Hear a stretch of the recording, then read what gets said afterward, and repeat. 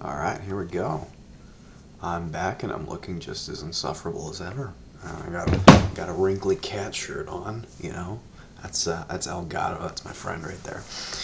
Um, so this morning's weigh-in was 193.8. And if you'll remember, yesterday morning, I weighed in at 196.2. I suspect a large amount of that is just water weight, for that to be gone overnight. And of course, I weighed under the same circumstances. First thing, wake up first thing, and just weigh myself specifically just wearing boxers and shorts on, not holding anything. After going to the bathroom, that's when I end up weighing myself. But that's what it read this morning. Um, and that could be because I I think I had a meal that was pretty heavy in carbs, like in the middle of the day, maybe like 3 o'clock or something. But after that, I had for dinner, I just had bacon and kept drinking my snake juice and whatnot. So I guess maybe overnight or something. I don't know. I've got into losing water weight somehow or another. I mean, like that seems awfully dramatic uh, because I haven't really gotten fully into ketosis. Today I have been eating pretty keto. Um, I think I've probably consumed maybe 6 or 7 total carbs today just through pickles. Um, I've been eating just bacon and a couple like other little smokies, which I don't really like the taste of those anymore. I kind of got tired of them, but they're perfect. They're like exactly 80-20 fat to protein, which is a perfect ratio for just sustained weight loss if you can adhere to it because it's pretty boring. Um, so I was dealing with that. When I woke up, I was dealing with a lot of anxiety and tiredness, and um, I just felt really off. Like something was going on. I don't know if like maybe I'd had something subconscious going on that was really messing with me, that was throwing me off, or what was going on. Um, and I was like, I just felt awful. I felt terrible. I was fatigued, and my body went cold, um, and I don't think I had any like aches or anything, but I just didn't feel like doing anything, and that just makes me feel guilty if I don't want to do anything all day, and that is just a terrible cycle. So I did some thinking, and I'm like, it's not because of the events of the other day, um, because I had sorted that all out mentally already, right? Um, and it's like I almost like wanted to cry, and I didn't know why. And then it struck me, I keto flu, keto flu, and whatever that is, right? Um, and you know, that's kind of a dramatic example of the symptoms, and I thought maybe I wouldn't be suffering from that as much because I had previously been fat adapted, and I thought it might be less dramatic this time. Um, so did a little bit of research on YouTube, whatever. Um, and there's two things that can happen there. One is carb withdrawal, and you can be sick just like being withdrawing from heroin or something like that. Um, not as intense though usually, um, and so you can be sick from that. But the thing is, I wasn't craving carbs when I was experiencing these things. Like I was looking at a box of Pringles over there, and I had no desire to partake. Even if I was like a little hungry, I had no desire. So that means I was not going through withdrawals for carbs. That's not why I was this way. The other thing that the research indicated was that searching it on YouTube, um, that you're just missing some electrolytes, right? Um, and I thought I was good because I had been drinking my snake juice, um, but I guess that wasn't enough.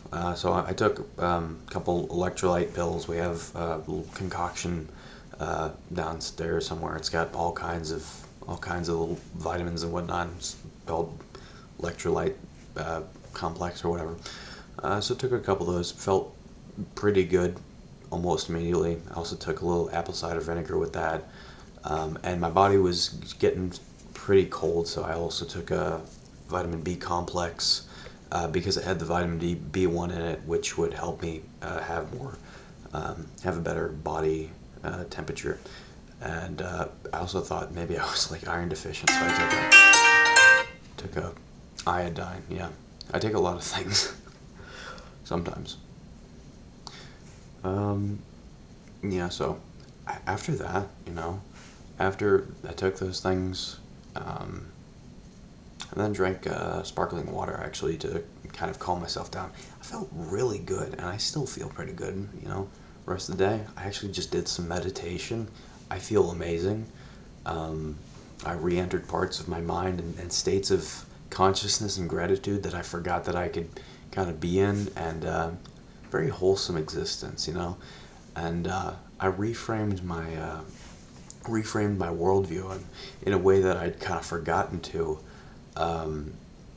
because I think I've been getting more and more cynical. The more time I spend just staring at screens all day, consuming media, I think that I get more and more cynical, and sometimes I have to stop and just remember the way I want to treat and think about people. And think about myself, as being part of people. I believe that humans inherently have dignity, and so sometimes I do this thing that's actually, you might say it's silly, but it's like I visualize just everyone, and I try to do this, and sometimes I forget to. For months at a time, I can forget to do this. I'm trying. I just visualize, I try to imagine that everyone I meet and everyone in my life, everyone that has ever existed, even myself, all people, are just wearing crowns. I just look at people and I just imagine a crown on their head, and that person is royalty, and I'm going to treat them with dignity as such, and not a way of being subservient to people, but as a way of treating people with dignity. That it's not a matter of like whether we deserve to be treated with dignity. I think it's a matter of whether we ought to be treated with dignity, and whether we ought to treat one another with dignity. Which I think what we ought to do and justice, or what people deserve, are two different things. And I think if we only gave people the amount of respect and dignity that they deserved, then I think that we'd... I think Martin Luther King said it best. I think he said, if we do an eye for an eye, if we were to do an eye for an eye, and like a limb for a limb, then no. If we would do an eye for an eye and a tooth for tooth, then we would be a blind and toothless world. And I think that's very true, and I think that it would do all of us good to walk in grace, walk in not only mercy but grace, and treat one another with grace, and not a way of being like, I'm going to treat you with grace, but really just I value you and I want to treat you with dignity because it's what I ought to do. It's not because you deserve it. It's not because you specifically have earned any kind of respect from me, but it's like I think that the world would be better off if we all treated one another with an incredible amount of dignity. And I think if we have the capacity to do that, certainly, and if we can foster the capacity to do that within ourselves, to not be angry at the world, and to not be like not just trying to protect ourselves and our own energy and whatnot, but be willing to kind of give, which I think that's also a misunderstanding, is that when you give freely, it's not really something that you're taking from yourself and giving it to someone else. It's kind of mutually beneficial when you bless people with kind words and with the way you treat them, with your time. It's a mutual blessing for the both of you.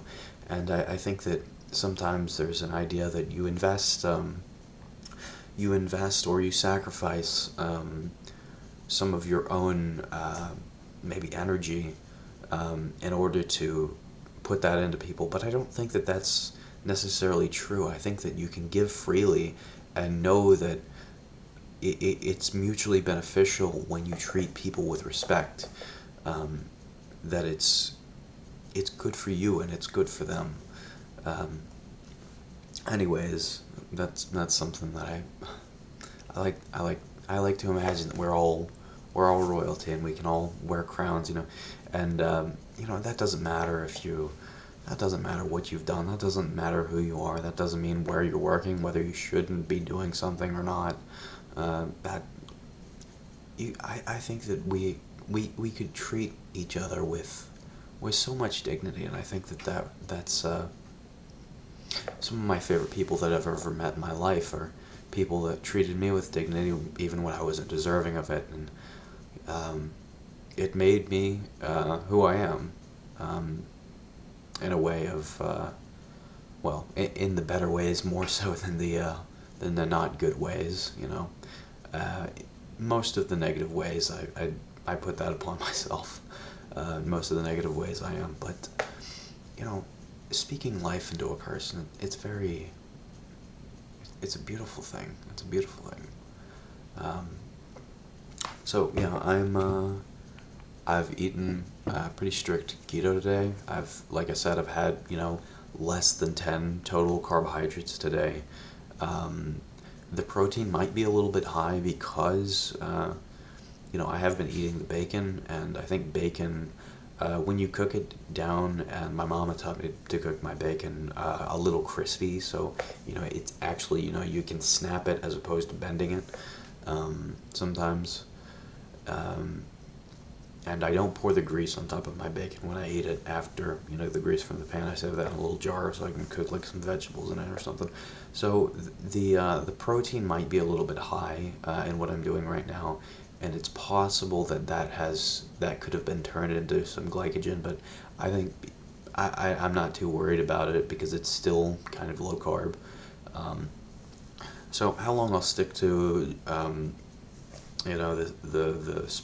this kind of extremely low carb, essentially low blood sugar diet, I don't really know, but I think I'll do it for at least another 2 days. And it's always kind of a fun little experiment to do, and builds discipline. But I may end up just being so satiated with all the fat that I'm eating, or I might add some butter and then be more satiated from that, and may just like not eat someday, because I've done that before, eating 80/20 keto, um, and that's really cool. It's really good for weight loss. Um, yeah. So I mean, I guess that's about it. This morning's weigh-in was 193.8. Let's see what tomorrow's is. It might be higher, it might be lower. I mean, it was a little bit weird how low that one was this morning. That's almost 3 whole pounds, overnight, which is weird. I guess that's just water weight or something, but we'll see where we're at tomorrow. I've been making sure to stay hydrated and whatnot, but I think that when you're getting into this and you're cutting the carbs out, you're kind of destroying those glycogen stores, and so you're gonna get a lot more water out. Not necessarily burning fat, which burning fat is the goal because I want abs. I want abs. But I think that's the video. I think that's today's check-in. So I'll see you next time.